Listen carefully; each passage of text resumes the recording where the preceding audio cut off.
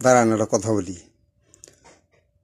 যদি কোনো মানুষ ঋণ থাকেন, মৃত্যুর আগে সে ঋণটা পরিশোধ করে যাবেন।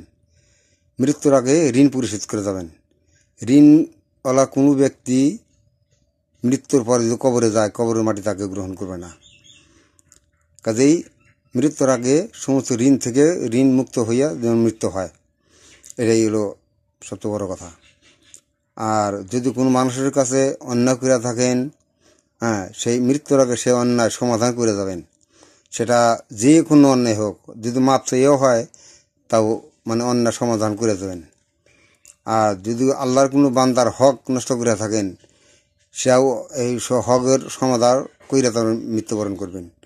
মৃত্যুর আগে এই সমস্ত ঋণ পরিশোধ, কারো কাছে অন্যায় করলে সে অন্যায় সমাধান করবেন, কারো হক নষ্ট করলে সে হকের সমাধান কইরা থেকে তার মৃত্যু যেন হয়। আর মৃত্যুর সময় যেন মধুর কালেমা লা ইলাহা ইল্লাল্লাহু মুহাম্মাদুর রাসূলুল্লাহ এই কালেমা যেন নসিব হয়, সেই অবস্থায় যেন মৃত্যু হয় সকলের। মৃত্যুর আগে এটা যেন সব হয়। আমি সমস্ত মুসলমানদের জন্য এইভাবে যেন মৃত্যু হয়।